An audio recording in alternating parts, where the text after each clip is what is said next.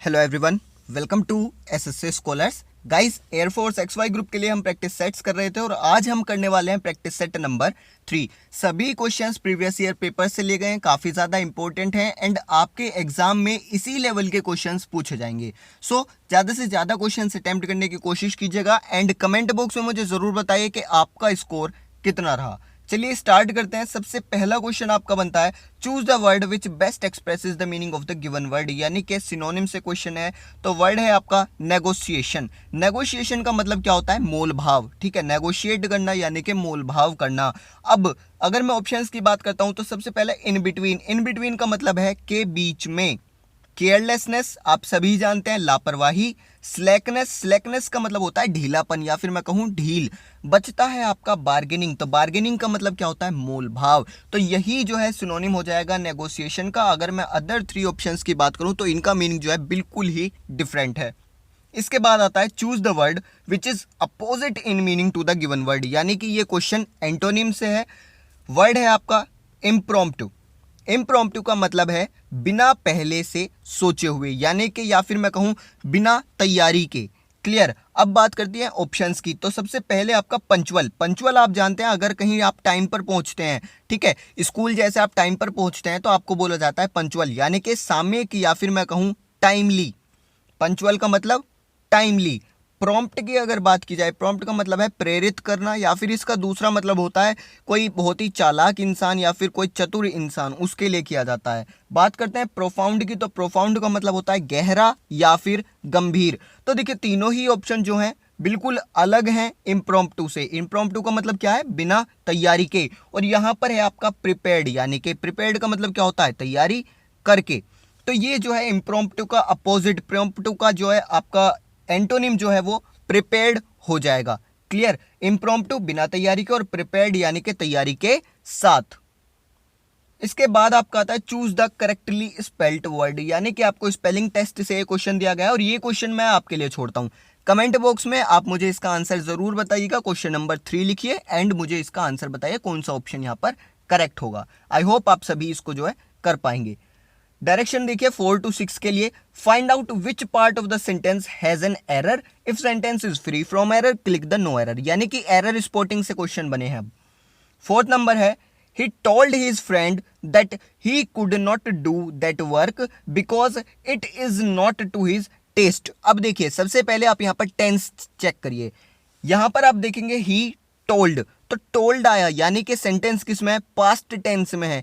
Clear. Sentence आपका past tense में है। आगे आप चलेंगे that he could not do that work because it is. अब यहां पर अगर सेंटेंस पास्ट में है तो आपका इज कैसे आ सकता है? ठीक है, आप खुद सोचिए। अगर सेंटेंस पास्ट में है तो आपका या तो वॉज आएगा या फिर वर आएगा या फिर डिड आएगा। इज किसी भी कीमत पर नहीं आ सकता। तो यहीं पर आपका एरर है। सी पार्ट में आपका एरर हो गया। ऑप्शन नंबर सी आपका करेक्ट हो गया। और एरर क्या है? इज को रिप्लेस कर दीजिए वॉज से, क्योंकि सेंटेंस पास्ट में है। पता कैसे चला? तो टोल्ड जो लिखा हुआ है इससे हमें पता चल गया।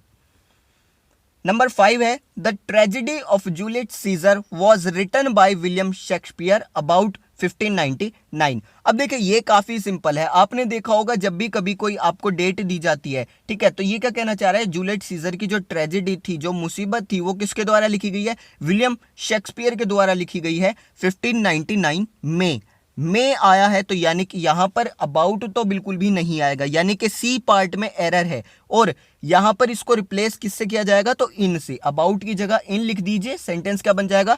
The tragedy of Juliet Caesar was written by William Shakespeare in 1599, यानी सी ऑप्शन आपका करेक्ट हो जाएगा। क्लियर। सी ऑप्शन आपका करेक्ट हो गया। नंबर 6 है, the writer is evidently enamoured at the subject. अब देखिए यहां पर अगर मैं टेंस वगैरह की बात करता हूं कोई भी एरर नहीं है। ठीक है, सब्जेक्ट वर्ब एग्रीमेंट। तो देखिए द राइटर सिंगुलर है, आपकी जो वर्ब लगी हुई है हेल्पिंग वर्ब वो भी सिंगुलर है। सब्जेक्ट वर्ब एग्रीमेंट से कोई दिक्कत नहीं है। आपका आर्टिकल वगैरह में कोई दिक्कत नहीं है। तो प्रॉब्लम है कहां? यहां पर आपका प्रॉब्लम है फिक्स्ड फ्रेजेस से। ठीक है, तो यहां पर आप देखेंगे एनमर्ड एट, तो यहीं पर मिस्टेक है। क्यों? यहां पर देखिए एट की जगह आएगा ऑफ, क्योंकि एनमर्ड ऑफ का मतलब है किसी चीज से आकर्षित होना। क्लियर। तो जो राइटर है वो इस सब्जेक्ट से जो है बहुत ही ज्यादा आकर्षित है। ठीक है, उसकी तरफ जो है वो खिंचा जा रहा है, ये आपका हो जाएगा। तो यहां पर एनामर्ड एट की जगह क्या हो जाएगा, एनामर्ड ऑफ, यानी बी ऑप्शन आपका करेक्ट होगा, बी पार्ट में आपका एरर है। तो ये आप कुछ फिक्स्ड फ्रेजेस जो हैं इनको आपको याद करना होगा, तब आप इस टाइप के क्वेश्चंस सोल्व कर पाएंगे। देन आपका आता है direction 7 to 9, the sentence given with blanks are to be filled with an appropriate words, choose the correct alternative. Fillers हैं आपके सिंपल। सबसे पहले देखिए नंबर 7 है, nothing is impossible dash him.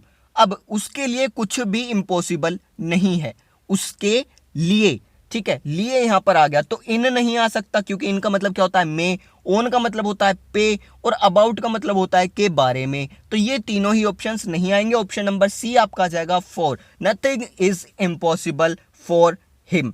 Clear, उसके लिए कुछ भी इम्पॉसिबल नहीं है। Then number 8, my relations dash him are not friendly, यानी क्या कहना चाह रहा है, मेरे रिलेशंस उसके साथ फ्रेंडली नहीं है। क्लियर, आपके जो संबंध है वो फ्रेंडशिप वाले नहीं है, फ्रेंड्स वाले नहीं है, तो मेरे संबंध उसके साथ, उसके साथ। अब साथ के लिए आप बिटवीन तो लगाएंगे नहीं, क्योंकि बिटवीन का मतलब होता है बीच में। विद यहां पर आपका आ सकता है, 4 नहीं आएगा, 2 नहीं आएगा, ठीक है, रिलेशंस के साथ में ना तो 4 आएगा ना 2 आएगा, तो ऑप्शन नंबर बी आपका करेक्ट हो गया, my relations with him are not friendly, मेरे रिलेशंस उसके साथ फ्रेंडली नहीं है। क्लियर, इसके बाद आपका आता है George dash to his country a year ago. अब यहां पर देखिए was coming, is coming, came, comes, यानी कि आने की बात की जा रही है। तो अगर मैं यहां पर आने का जो सेंस है वो यहां पर पुट करूं फिलअप में, तो क्या बनेगा, देखिए सेंटेंस आपका क्या सेंस देना चाह रहा है कि जॉर्ज इस कंट्री में 1 साल पहले आया था, अ ईयर एगो यानी 1 साल पहले आया था। तो था का मतलब है कि जो सेंटेंस है वो पास्ट में बनना चाहिए। क्लियर, अब आया था तो यहां पर वॉज कमिंग तो आएगा नहीं, क्योंकि ये क्या करेगा, देखिए वॉज यानी पास्ट तो सही है, बट कमिंग का मतलब क्या हो जाएगा कि वो 1 साल पहले आ रहा था, तो ऐसा तो नहीं है। ठीक है, जॉर्ज इस कंट्री में 1 साल पहले आया था, हमें ये बनाना है, तो यहां पर कंटिन्यूअस टेंस नहीं होगा। ठीक है, तो ये दोनों ऑप्शंस तो आपके वैसे ही गलत हो गए। इसके बाद अब आपका आता है केम और कम्स। केम से आपका सेंटेंस पास्ट बनेगा, कम्स से बन जाएगा प्रेजेंट में, तो आपको किस में बनाना है, पास्ट में। ऑप्शन नंबर बी आपका बिल्कुल करेक्ट हो जाएगा। आई होप जो मैं आपको एक्सप्लेनेशंस दे रहा हूं आपको बिल्कुल क्लियर हो रही हैं। अगर फिर भी आपको कोई डाउट है तो आप क्वेश्चन नंबर डालिए और मुझसे जो है कमेंट बॉक्स में पूछ सकते हैं। कमेंट बॉक्स में मैं आपको रिप्लाई करने की पूरी कोशिश करूंगा। देन डायरेक्शंस 11 to 12 हैं। Choose the alternative which best expresses the meaning of the idiom phrase. Idiom phrase से क्वेश्चन है, यानी मुहावरे और कहावतें। नंबर 10 है ब्लो वंस ट्रम्पेट, यानी कि एक के नाम का बाजा बजाना। ठीक है, किसी के नाम का बाजा बजाना। वंस यानी, अब देखिए वंस या फिर मैं कहूँ सेल्फ, इसका मतलब है खुद, तो खुद के नाम का बाजा बजाना। तो ये जो मुहावरा है, ये जो कहावत है, इसका मतलब क्या होगा, देखिए खुद के नाम का, तो यहाँ पर आप क्लियरली देख सकते हैं टू प्रेज वन सेल्फ, यानी कि खुद की प्रशंसा करते रहना, अपना जो है गीत गुणगान करते रहना, उसको क्या बोलेंगे, ब्लो वंस ट्रम्पेट। आपने काफी सारे पर्सन्स देखे होंगे जो अपने जो है गुणगान करते रहते हैं, अपनी बातें अपने ही बारे में करते रहते हैं। और मैंने आपको वोकैबुलरी का जो हमारी सीरीज चल रही थी उसमें भी बताया था। ठीक है, तो कमेंट बॉक्स में जरूर बताइए कि उसको मैंने आपको कौन से वर्ड बताया था, किससे डिनोट किया जाता है, अल्ट्रुइस्ट से या फिर अल्ट्रुटिस्ट से। ठीक है, 2 मैं आपको ऑप्शंस दे रहा हूं, कमेंट बॉक्स में जरूर बताइए।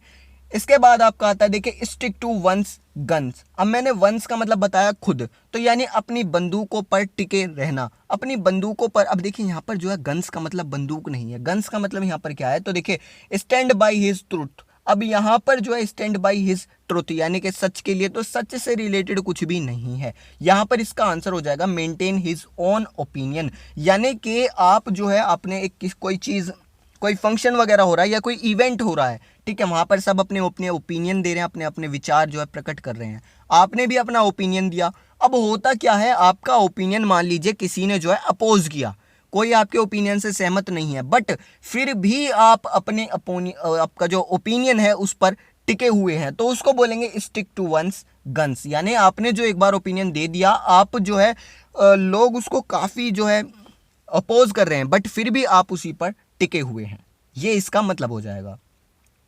इसके बाद है एट सी।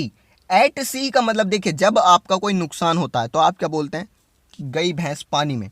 ठीक है, मोस्टली ऐसे बोलते हैं, या फिर बोलते हैं कि आपका कोई बिजनेस में लॉस होता है तो आप बोलते हैं बिजनेस डूब रहा है।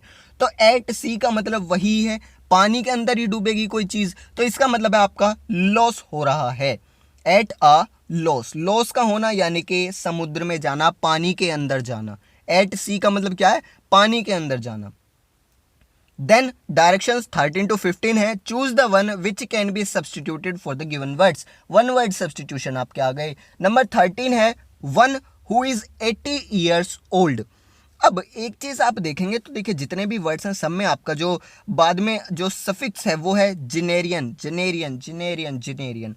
तो यानी कि ये क्या है, ये आपका जो है एक आपको मैं कहूँगा एक बोनस पॉइंट देता है पहचानने के लिए, ठीक है। तो ये तो सब में सेम है। अब बचता है सेप्टा, सेप्टा का मतलब 7, नोना, नोना का मतलब 9, सेक्सा का मतलब 6, ओक्टा का मतलब 8। तो आपका जो है 80 years old पूछा गया है, तो यहाँ पर ओक्टो वाला ऑप्शन ही सही होगा। क्लियर, तो ऑप्शन नंबर डी आपका करेक्ट हो गया, बहुत ही आसानी से आप पहचान सकते हैं। इसके बाद आता है a shady fertile place in desert, number 14।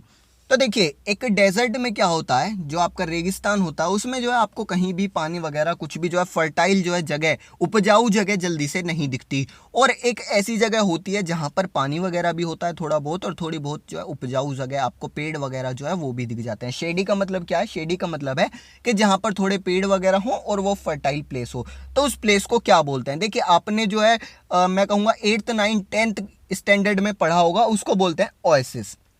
Clear, oasis उसको बोला जाता है। अब आप मुझे कमेंट बॉक्स में बताइए कि मोटेल किसको बोला जाता है। ठीक है, ये क्वेश्चन आपके लिए है। मैं आपको क्वेश्चन सिर्फ इसलिए देता हूं ताकि आपका सीरीज में एक्टिव पार्टिसिपेशन बना रहे। अगर आप खुद से जो है प्रैक्टिस नहीं करेंगे, सिर्फ देखने से कुछ नहीं होगा, आपको खुद जो है उसके अंदर पार्टिसिपेट करना होगा, उसके अंदर जो आपको इंटरेस्ट लेना होगा। इसके बाद आपका आता है question number 15, a place where bees are kept. Bees जानते हैं, बीज यानी कि होते हैं मधुमक्खी वगैरह, ठीक है। तो कहां पर रखा जाता है इनको, वो जगह बतानी है जहां पर इनका जो है पालन पोषण होता है, ठीक है। मधुमक्खियां पाली जाती हैं, रखी जाती हैं, उस प्लेस को क्या बोलते हैं, तो उस प्लेस को बोलते हैं एपियरी, ठीक है। ऑप्शन नंबर ए आपका करेक्ट हो जाएगा यहाँ पर, एपियरी। एपियरी आपका होता है जहां पर मधुमक्खी पालन होता है। अब मैं बात करता हूं एवियरी, तो एवियरी क्या होता है, जहां पक्षियों को रखा जाता है, ठीक है। पक्षी यानी कि चिड़िया वगैरह, उनको रखा जाता है। नर्सरी आप सभी जानते हैं, पौधे वगैरह रखे जाते हैं। और कैनल आपको मुझे बताना है कि कमेंट बॉक्स में क्या होता है। इसके बाद direction 16 to 20, choose the correct alternative to the underline part which will improve the sentence. Sentence improvement करना है, कुछ नहीं करना, जो अंडरलाइन पार्ट है इसको इंप्रूव करके लिख देना है। 16 नंबर है आपका, सीइंग में be believing but understanding are definitely knowing. अब देखिए यहां पर क्या है, सीइंग में बी बिलीविंग यानी कि देखने से विश्वास हो सकता है, बट समझने से आपको जो है जानकारी मिलती है। यानी कि आपको विश्वास देखने पर हो सकता है, लेकिन जो आपको समझ, जो आपको नॉलेज मिलेगी वो अंडरस्टैंडिंग के बाद मिलेगी। तो आप एक चीज देख सकते हैं यहाँ पर, देखिए सीइंग, बिलीविंग, अंडरस्टैंडिंग, नोइंग, ये सभी क्या हैं, ये सभी यहाँ पर एज अ जेरेंड यूज किए गए हैं, ठीक है। जेरेंड यानी कि वर्ब की फर्स्ट फॉर्म प्लस आईएनजी, और जेरेंड आपका क्या होता है, एक नाउन होता है, तो नाउन की तरह यूज किए गए हैं। अब ये आपकी हो गई नाउन, तो यहां पर आपकी वर्ब आनी चाहिए। तो नाउन आपकी कैसी है, ये सिंगुलर है। क्लियर, सिंगुलर नाउन है, तो इसलिए आपकी जो वर्ब है वो भी सिंगुलर आनी चाहिए। तो आप क्या करेंगे, यहां पर देखिए आपने जो वर्ब प्लूरल लगा रखी है उसको सिंगुलर कर दीजिए, यानी आर की जगह पर क्या आ जाएगा, इज आ जाएगा। तो ऑप्शन नंबर सी आपका करेक्ट हो गया, understanding is definitely knowing. Clear.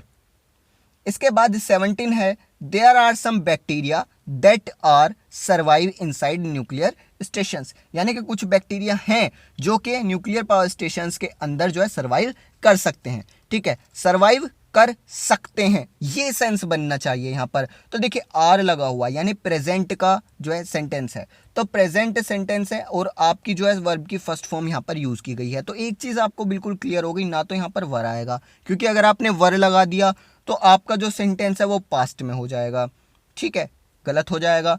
Have की अगर मैं बात करता हूं तो देखिए हैव अगर आपका आता है तो उसके बाद में वर्ब की फर्स्ट फॉर्म नहीं आती, क्योंकि ये केस हैव आपका बनाता है perfect tense.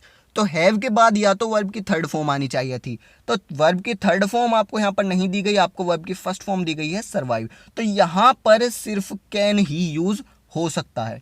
There are some bacteria that can survive inside nuclear stations, यानी कि कुछ बैक्टीरिया ऐसे हैं जो न्यूक्लियर स्टेशंस के अंदर सर्वाइव कर सकते हैं। क्लियर? आई होप आपको एक्सप्लेनेशन समझ आ रही हैं।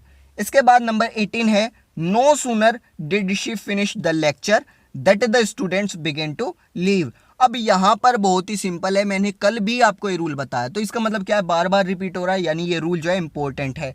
देखिए ये केस है नो सूनर का। अब मैंने आपको कल भी बताया था कि अगर जो है नो सूनर आ जाए तो नो सूनर के साथ में हमेशा देन का यूज किया जाता है। ठीक है, THAN वाले देन का यूज किया जाता है। तो अब ऑप्शन में देखिए क्या कोई ऑप्शन ऐसा है जहां पर देन का यूज किया गया है? बिल्कुल किया गया है। ऑप्शन नंबर बी में THAN वाले देन का यूज किया गया है। तो यही जो है यहाँ पर मिस्टेक है, यही यहाँ पर इंप्रूवमेंट करनी है। दैट की जगह पर यहाँ पर क्या आएगा, THAN देन आएगा। क्यों? क्योंकि नो सूनर यहाँ पर आ गया। इसके बाद देखिए 19 है, hundreds gathered to await the boxers arrival at the airport, यानी कि सोयो इंसान जो है वो इकट्ठा हुए थे बॉक्सर के अराइवल के लिए एयरपोर्ट पर, यानी बॉक्सर आने वाला है एयरपोर्ट पर, तो काफ़ी सारे लोग जो हैं सोयो लोग उसे देखने के लिए वहाँ पर वेट कर रहे थे।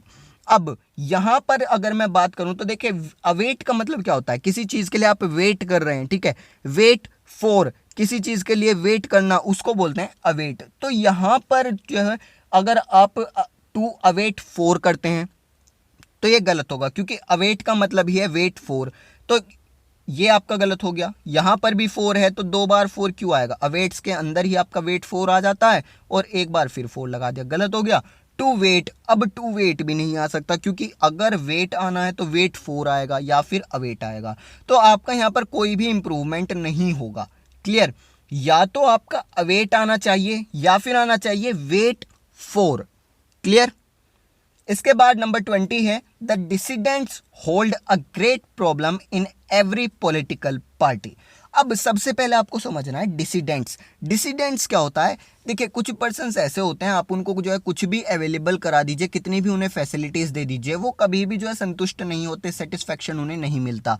तो अनसेटिस्फाइड पर्सन यानी कि असंतुष्ट पर्सन्स को हम बोलते हैं डिसिडेंट्स। तो डिसिडेंट्स जो है हर पॉलिटिकल पार्टी में प्रॉब्लम्स क्रिएट करते हैं।